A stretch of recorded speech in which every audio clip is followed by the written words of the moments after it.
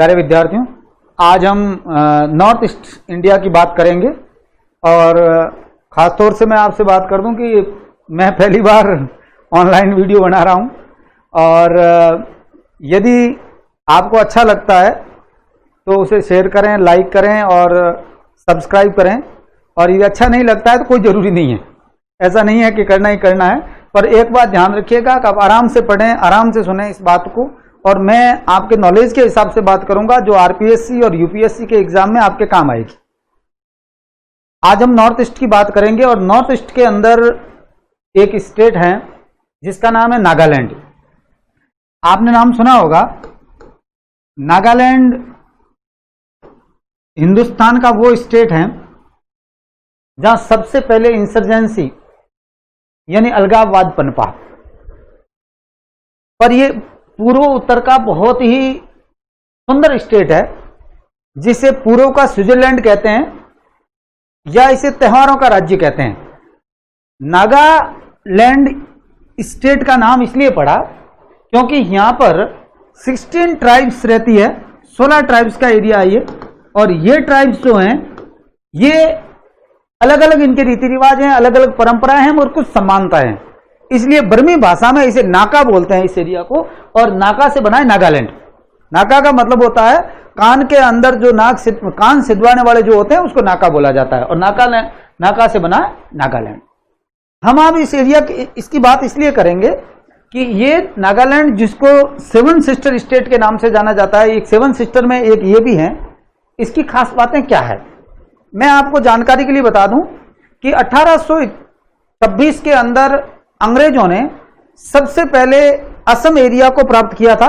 असम पूर्व उत्तर का आप जानते हैं कि स्वतंत्रता से पहले एक राज्य था, एक प्रांत था, प्रोविंस था, उसको एक्वायर किया था। और उसके बाद में 1861 के अंदर जाते जाते उन्होंने पहाड़ी क्षेत्रों को अपना अधिकार जमाना शुरू किया, और 1881 में आते आते उन्होंने कोहिमा के अंदर एक छावनी स्थापित की ताकि इस ट्राइब्स जो हैं, ये ट्राइब्स जो हैं, इस ट्राइब्स के ऊपर अपना नियंत्रण स्थापित किया जा सके।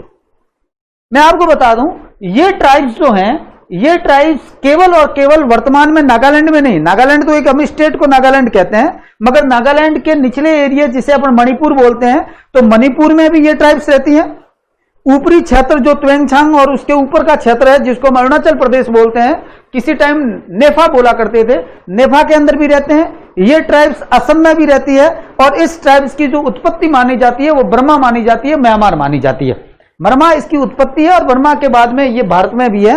और इस पूरा का पूरा एरिया जो अरुणाचल प्रदेश, असम, मणिपुर और म्यांमार एरिया और नागालैंड के अंदर जो ये नागा जनजातियां रहती है, इस पूरे को बोला जाता है नागालिम, या बोलते हैं ग्रेटर नागालैंड। ग्रेटर नागालैंड नागा जातियों का एक सपना है और ये इसे प्राप्त करना चाहती है। ये चाहती है कि ये जो ग्रेटर नागालैंड है इसका निर्माण किया जाए, अर्थात असम, मणिपुर, अरुणाचल प्रदेश और बर्मा के अंदर जहां जनजातियां, नागा जनजातियां रहती है, इन सभी को मिलाकर एक ग्रेटर नागालैंड बनाया जाए। ये खास बातें हैं जो उनकी मांग है। 1881 के अंदर जब वहां छावनी स्थापित की गई, उसके बाद में नागाओं ने अपना संगठन बनाने शुरू किए और अंग्रेजों ने विद्यार्थियों नागाओं की एक लेबर कॉर्प्स बना दी जो फर्स्ट वर्ल्ड वॉर के अंदर फ्रांस के अंदर अंग्रेजों की ओर से लड़ी। फर्स्ट वर्ल्ड वॉर के बाद जब वहां की जो नागा नेता थे वो जब इंडिया आए, तो इंडिया आने के बाद में उन्होंने 1918 के अंदर एक क्लब बनाया जिसको हम नागा क्लब कहते हैं। नागा क्लब पहला पॉलिटिकल ऑर्गेनाइजेशन है, नागाओं का पहला प्लेटफॉर्म है जहां पर नागा लोग एकत्रित होकर अपनी बात रखते थे। 1918 के अंदर जब नागा क्लब बना, तो नागा क्लब बनने के बाद में नागाओं में राजनीतिक जागरूकता आई, और उसी दौरान आप अच्छी तरीके से जानते हैं हमारे यहां पर एक मॉन्टेस्क्यू सेम्सफोर्ड सुधार अधिनियम, भारत का एक संविधान आया था, मॉन्टेस्क्यू सुधार अधिनियम आया था, और उस अधिनियम के सुधार के लिए यह बात कही गई थी, एक संक्रमणकालीन प्रावधान था 1919 का अधिनियम। उसमें यह प्रावधान किया गया था कि 10 साल के अंदर यह अध्ययन किया जाएगा कि क्या भारत में उत्तरदायी शासन स्थापित किया जा सकता है या नहीं किया जा सकता है। 1927 के अंदर यानी 10 साल पूरे होने से पहले ही अंग्रेजी सरकार ने एक रॉयल कमीशन का गठन किया जो वास्तव में भारत में संवैधानिक सुधार के लिए गठित आयोग था, जिसे साइमन कमीशन के नाम से हम जानते हैं। इस साइमन कमीशन जो है वो भारत 2 बार आया। पहली बार 1928 के अंदर जब ये भारत आया था, फरवरी मार्च के अंदर, उस समय कई राज्यों का, जैसे कराची गया, बंबई स्टेट पहुंचे। और दूसरी बार जब ये हिंदुस्तान आए 1929 में, दूसरी बार जब भारत आए, उस समय 10 जनवरी 1929 को नागा क्लब के कुछ लीडर्स ने अपना एक मेमोरेंडम साइमन कमीशन के सामने रखा और उन्होंने मांग की कि हम कभी भी हिंदुस्तान के हिस्से नहीं रहे, नहीं हम हिंदुस्तान के हिस्से रहना चाहते हैं। इसलिए हम चाह रहे हैं कि जो नागालैंड एरिया है, अर्थात जो नागालिम एरिया है, इस नागालिम एरिया को स्वायत्ता दी जाए, अर्थात इसे एक्सक्लूड रखा जाए, इसे बाहर रखा जाए, इसे भारतीय प्रशासनिक व्यवस्था का हिस्सा नहीं बनाया जाए। यह साइमन कमीशन के सामने नागा नेताओं द्वारा रखा गया एक मेमोरेंडम था। साइमन कमीशन की रिपोर्ट को ब्रिटिश पार्लियामेंट में गई और वहां पर उससे पहले आपको पता है राउंड टेबल कॉन्फ्रेंस हुई और उसके बाद उस पर श्वेत पत्र जारी किया गया और उसी के आधार पर भारत शासन अधिनियम 1935 पास हुआ। 1935 का अधिनियम जब 1937 में लागू हुआ, तब आप अच्छी तरीके से समझिए मेरी बात को कि इस नागालैंड एरिया को, जो एरिया था जहां पर नागालिम अपन बोलते हैं, आप जानते हैं बर्मा उस समय भारत का हिस्सा था। 1935 के अंदर भारत शासन अधिनियम द्वारा ही बर्मा और भारत दोनों का संविधान था, भारत शासन अधिनियम 1935, और बर्मा को भारत से अलग कर दिया गया, जिसको म्यांमार बोलते हैं अपन, उसको अलग कर दिया गया। तो कुछ जातियां, क्षेत्र था वो बर्मा में रह गया। अब इस जो एरिया में बर्मा और भारत का जहां नागा जनजातियां रहती थी, जिसको हम नागालिम बोलते हैं, उस क्षेत्र को एक्सक्लूड एरिया घोषित कर दिया गया, बाह्य क्षेत्र घोषित कर दिया गया, उसकी प्रशासनिक व्यवस्था अलग घोषित कर दी गई, उन्हें अलग रखा गया था 1935 के। इससे उस दौरान कुछ बातें और मैं आपको बता देता हूं। जनरली अपने को ध्यान रखने की जरूरत यह है कि 1929 के अंदर नागालैंड के अंदर एक आंदोलन छिड़ा था, जिसको अपन कहते हैं हेरका आंदोलन का आपने नाम सुना होगा। हेरका आंदोलन वास्तव में एक प्रकार का धार्मिक आंदोलन था और इसके नेता हुआ करते थे जादोनांग को 1931 के अंदर फांसी की सजा दे दी गई और उसके बाद उसकी एक सचेरी बहन थी जिसका नाम था, आपको जानकारी हो तो रानी गौडिल्यू के नाम से अपन जानते हैं। उस रानी गौडिल्यू ने इस हेरका आंदोलन का प्रतिनिधित्व संभाला और 1933 के अंदर उसे गिरफ्तार कर लिया गया और जेल में डाल दिया गया। स्वतंत्रता के बाद इसे छोड़ दिया गया। भारत में पद्मश्री से सम्मानित भी हेरका नेतृत्व को संभालने वाली, इस धार्मिक आंदोलन को संभालने वाली खासतौर से रानी गौडिल्यू को सम्मानित किया गया। बात अलग है, आप जानते हैं रानी गौडिल्यू का नाम मैं इसलिए लेना चाह रहा हूं, वास्तव में रानी गौडिल्यू जिस क्षेत्र की रहने वाली थी वो वर्तमान में मणिपुर में पड़ता है, वो नागालैंड में नहीं है, पर वो नागा एरिया है। मैंने कहा ग्रेटर नागालैंड का हिस्सा है, जहां जनजातियां ट्राइब्स रहती है, उसी का हिस्सा है और वहीं से ये धार्मिक आंदोलन चला। अब भारत शासन अधिनियम के बाद में विद्यार्थियों में आगे बात बताऊं, 1935 के बाद 1937 में जब इसे एक्सक्लूड घोषित कर दिया, एरिया घोषित कर दिया गया, अलग व्यवस्थाएं कर दी गई। उसके बाद 3 जून 1947 को क्या हुआ कहने की जरूरत नहीं है, एक प्रस्ताव आया जिसको माउंट बेटन प्रस्ताव कहते हैं। और इस माउंट बेटन प्रस्ताव के अंदर यह तय हो गया कि भारत का विभाजन होगा और भारत का एक भाग होगा जिसे भारत कहा जाएगा, इंडिया कहा जाएगा, भारत कहा जाएगा, और दूसरा भाग होगा जिसे पाकिस्तान कहा जाएगा।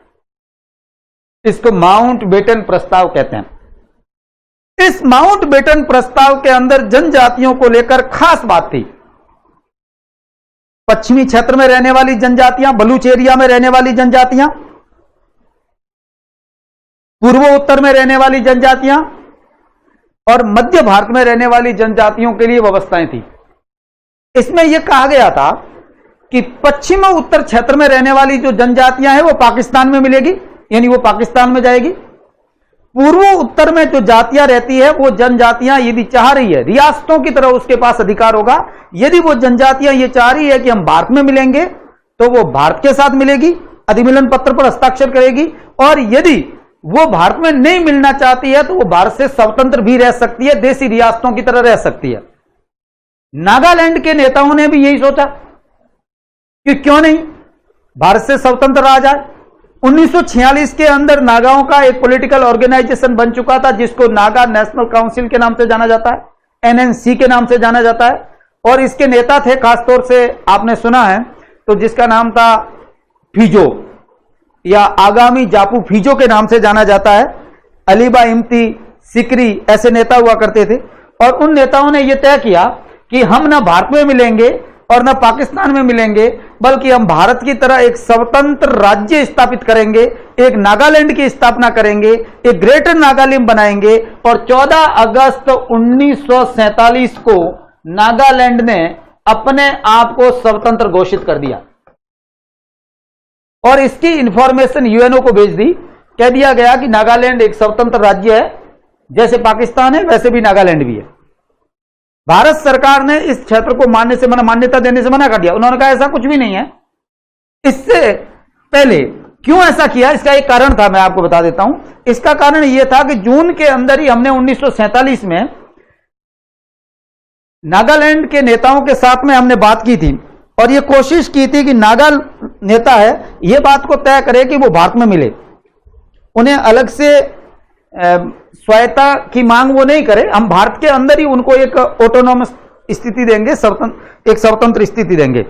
और अकबर हैदरी जो उस समय असम के राज्यपाल थे, गवर्नर थे, उनके और नागा नेताओं के बीच में बात हुई, जिसको हम 9 पॉइंट एग्रीमेंट के नाम से जानते हैं। 9 पॉइंट एग्रीमेंट क्या था? 9 पॉइंट एग्रीमेंट एनएनसी और भारत सरकार के प्रतिनिधि अकबर हैदरी यानी असम के राज्यपाल जो थे, उनके बीच किया गया एक समझौता था, जिसमें हमने ये कहा था कि आपको खासतौर से कानूनी स्थिति, वहां की कस्टमरी लॉ, खासतौर से वहां की विधायिक स्थिति, खासतौर से जुडिशियल कंडीशन और आपका जो लैंड राइट्स है वो आपको हम प्रदान करेंगे। हम आपको एक तरह से असम का हिस्सा रखते हुए भी, हम असम का हिस्सा रखेंगे मगर असम का हिस्सा रहते हुए भी आपको कुछ स्वायत्ता होगी। यह बात उस समय अकबर हैदरी के समझौते 9 पॉइंट एग्रीमेंट में हमने कही थी। परंतु स्वतंत्रता के बाद हम इस बात पर ज्यादा ध्यान नहीं दे पाए, क्योंकि हम भारत और पाकिस्तान के बीच ही विवाद में उलझ गए थे। 1950 जाते जाते एनएनसी, जो फीजो वहां के नेता थे, जो प्रेसिडेंट थे, वहां चुनाव हुआ और फीजो एनएनसी के चेयरमैन बन गए, प्रेसिडेंट बन गए। और उन्होंने यह तय कर दिया कि नागालैंड के लोगों से यह पूछ लिया जाए कि क्या किया जाए। और विद्यार्थियों, 1951 के अंदर नागालैंड में प्लेबिसाइट हुआ और प्लेबिसाइट के अंदर नागालैंड के 99.9% लोगों ने डिसाइड किया कि हम भारत का हिस्सा नहीं रहना चाहते, हम एक स्वतंत्र राज्य के रूप में अलग नागालैंड रखना चाहते हैं। एनएनसी ने 1952 के अंदर 22 मार्च को अपनी सरकार की घोषणा कर दी और उन्होंने सेंट्रल गवर्नमेंट बना दी, जिसको बाद में फेडरल गवर्नमेंट ऑफ नागालैंड के नाम से जाना जाने लगा। उन्होंने अपनी घोषणा कर दी और वहीं पर उन्होंने विद्यार्थियों अपना एक कस्टमरी लॉ बना दिया, एक कॉन्स्टिट्यूशन बना दिया, जिस कॉन्स्टिट्यूशन को हम येजाबो बोलते हैं। क्या बोलते हैं इसको? बोलते हैं विद्यार्थियों येजाबो। येजाबो का मतलब है नागालैंड का जो कस्टमरी लॉ बेस्ड जो कॉन्स्टिट्यूशन है, जो वहां का संविधान है, उस संविधान को 22 जनवरी 1956 को यह कॉन्स्टिट्यूशन उन्होंने लागू कर दिया। मैं आपको जानकारी के लिए बता दूं, इसमें 138 आर्टिकल और 12 भाग है, जो आज भी नागालैंड के जो वहां की गवर्नमेंट, अंडरग्राउंड गवर्नमेंट है, वो चलाती है, वैसे ही चलता है। और उनकी यही मांग है कि नागालैंड के अंदर हमारे यही संविधान लागू होना चाहिए, जो कि भारत सरकार मानती नहीं है। यह एक विवाद का कारण भी है। हम आगे इसकी बात करेंगे कि यह क्यों हुआ, कैसे हुआ, इसकी भी बात करेंगे।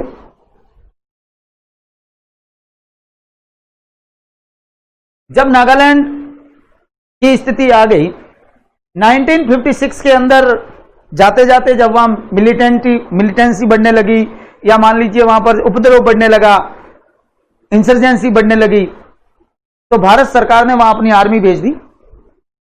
और आर्मी भेजने के बाद में पहली बार भारतीय सेना का नागाओं से सामना हुआ। एनएनसी का सामना करना हमारे बस की बात नहीं था। और विद्यार्थियों, हमारी पार्लियामेंट के अंदर एक कानून लगाया गया, जिसे हम कहते हैं अब सपा। नाम सुना होगा आपने।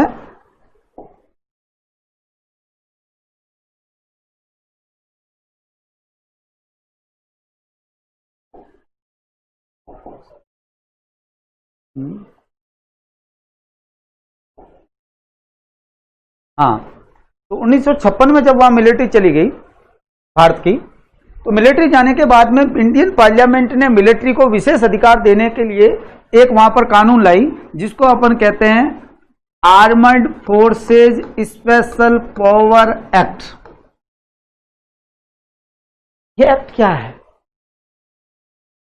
ये एक्ट एक ऐसा कानून है, मैं आपको जानकारी के लिए बताऊं कि इसे आवश्यक बुराई कहा जाता है। आवश्यक बुराई का मतलब यह है कि ये है तो बुराई मगर जरूरी है। यह ऐसी बुराई है जो जरूरी बुराई है, इसको आवश्यक बुराई कहें। आवश्यक बुराई। आवश्यक क्यों है? क्योंकि देश की एकता और अखंडता संप्रभुता की रक्षा के लिए यह कानून जरूरी है। बुराई क्यों है? बुराई इसलिए है कि ये इस स्थिति के अंदर जब अफसपा लागू होता है, उस समय पुलिस का काम मिलिट्री करती है, और मिलिट्री के पास वो सभी शक्तियां होती है जो पुलिस के पास होती है। किसी की जांच करना, गिरफ्तारी करना, किसी पर कार्रवाई करना। अब सपा की धारा 3 के तहत, आर्टिकल 3 के तहत उसको विशेष अधिकार मिल जाते हैं। अब सवाल है कि अब सपा लगता कब है? अब सपा तब लगता है जब डिस्टर्बेंस एरिया घोषित किसी को कर दिया जाता है। डिस्टर्बेंस एरिया एक्ट के अंतर्गत अशांत क्षेत्र घोषित कर दिया जाता है, और वहां पर व्यवस्था को संभालने के लिए पुलिस ठीक तरीके से काम नहीं कर पा रही हो, यानी इंसर्जेंसी बढ़ी हुई हो। उस स्थिति के अंदर मिलिट्री को यह कानून जब भारत सरकार लागू कर देती है, होम मिनिस्ट्री लागू कर देती है, तो उसके बाद में पुलिस का काम वहां खत्म हो जाता है और पुलिस का काम करने लग जाती है आर्मी। उस समय किसी भी व्यक्ति की जांच पुलिस की तरह आर्मी कर सकती है, किसी की घर की जांच कर सकती है। आप जानते हैं जम्मू कश्मीर के अंदर बहुत विवाद रहा। शर्मिला इरोम का नाम सुना होगा आपने, इसी को लेकर आंदोलन कर रही थी। हाल ही में आपने सुना होगा मेघालय से अफसपा हटा दिया है, और नागालैंड में तो अभी यह लागू है। भारत सरकार ने दिसंबर 2020 तक नागालैंड को अशांत क्षेत्र घोषित कर दिया है। और अफसपा कब बना? अफसपा विद्यार्थियों हिंदुस्तान में पहली बार बना 11 सितंबर 1958। एक सवाल ध्यान रखिएगा, अफसपा कई बार यह पूछा जाता है कि सबसे पहले किस राज्य में लागू हुआ, तो जनरली अपन जम्मू कश्मीर कह देते हैं, जबकि मैं आपको बता देता हूं हिंदुस्तान में पहली बार अलगाववाद पनपा, इंसर्जेंसी पनपी, उपद्रव पनपा, आतंकवाद पनपा, तो सबसे पहले नागालैंड में पनपा। और नागालैंड फर्स्ट स्टेट है जहां पर अफसपा लागू किया गया 11 सितंबर 1958 को। जब यहां अफसपा लागू हो गया तो क्या हुआ? अफसपा लागू होते यहां का नेता जो फीजो था वो यहां से भाग गया, और भागकर पूर्वी पाकिस्तान चले गए, जिसको अपन आजकल बांग्लादेश कहते हैं। पूर्वी पाकिस्तान चले गए, और पूर्वी पाकिस्तान के बाद में वो चले गए ब्रिटेन, लंदन चले गए, और वहीं उनकी 1990 में डेथ हो गई। वर्तमान में फीजो जिंदा नहीं है, फीजो यहां से भाग गए। एनएनसी अंडरग्राउंड गवर्नमेंट चला रही थी। अंडरग्राउंड गवर्नमेंट का मतलब होता है एक ग्राउंड पर एक ही गवर्नमेंट काम करती है, मगर यदि एक ग्राउंड पर कोई दूसरी गवर्नमेंट समानांतर सरकार चलती है तो उसको अंडरग्राउंड गवर्नमेंट बोलते हैं। वास्तव में नागालैंड में तो भारत सरकार काम कर रही थी, असम सरकार काम कर रही थी, परंतु उस समय इसके साथ साथ एनएनसी अपनी एक गवर्नमेंट चला रही थी, फेडरल गवर्नमेंट ऑफ नागालैंड चला रही थी। इसको समानांतर सरकार कह सकता हूं मैं, या अपन अंडरग्राउंड गवर्नमेंट कह सकते हैं। फीजो चला रहे थे। अब नागालैंड के अंदर जब फीजो की सरकार काम कर रही थी, फीजो यहां से भाग गए। उसी दौरान नागालैंड के अंदर एक कोशिश की गई कि नागालैंड के लोगों को कुछ विश्वास में लिया जाए, उनके अंदर ये विश्वास पैदा किया जाए कि भारत के अंदर आपको स्वायत्तता दी जा रही। इसलिए भारत सरकार ने एक काम किया, 1957 के अंदर ही विद्यार्थियों असम से जो कोहिमा और ये एरिया नागालैंड का एरिया है, जिसको हम नागा हिल्स कहते हैं, जनरली उसको बोला जाता था नागा हिल्स, एक डिस्ट्रिक्ट है नागा हिल्स। नागा हिल्स और अरुणाचल प्रदेश उस समय नेफा कहलाता था, नेपा क्षेत्र का जो एरिया था, जिसको जनरली हम कहते हैं ट्वेंग चांग, क्या बोलते हैं, ट्वेंग चांग एरिया जो बोला जाता था, इन दोनों एरिया को मिलाकर एक यूटी बना दिया गया, एक केंद्र शासित प्रदेश बना दिया गया 1 दिसंबर 1957, ये डेट थी। असम और नेपा से अलग, ये एरिया नेपा से आया, ये एरिया असम से आया, और इन दोनों को मिलाकर एक यूटी बनाई गई, और यूटी का नाम क्या दिया गया, यूटी का नाम दिया गया नागा हिल्स एंड ट्वेंग सांग एरिया संघ शासित प्रदेश, ये इसका नाम था। नागालैंड नाम नहीं दिया गया, नागालैंड जैसा कोई नाम नहीं दिया गया। उनकी मांग थी, नागाओं की यह मांग थी कि हमारे क्षेत्र का नाम नागालैंड दिया जाए, ग्रेटर नागालैंड बनाया जाए, परंतु भारत सरकार ने नहीं दिया ऐसा नाम। उन्होंने Naga hills and Tuensang area UT के नाम से जाना लिया, और ये एक यूटी बना दी गई। यूटी बनाने के बाद में भी नागा लोग शांत नहीं, मिलिट्री कानून वहां पर लागू था, अब सपा वहां पर लागू था। 1960 के जाते जाते हिंदुस्तान सरकार ने नागालैंड की सरकार के साथ, वहां पर जो नागा पीपुल्स कन्वेंशन था, एक ग्रुप था, उनके साथ में भारत सरकार ने एक एग्रीमेंट किया, जिसको हम बोलते हैं 16 point agreement.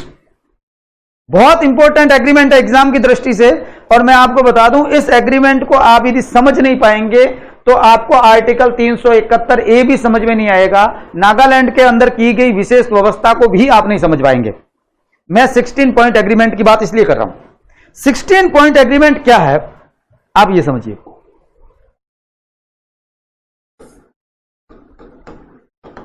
Sixteen point agreement थोड़ा सा इंपॉर्टेंट टॉपिक है, इसलिए मैं चाह रहा हूं कि वीडियो लंबा हो जाएगा। हम अगले वीडियो में, नंबर 2 वीडियो में आप देखें 16 पॉइंट एग्रीमेंट क्या है।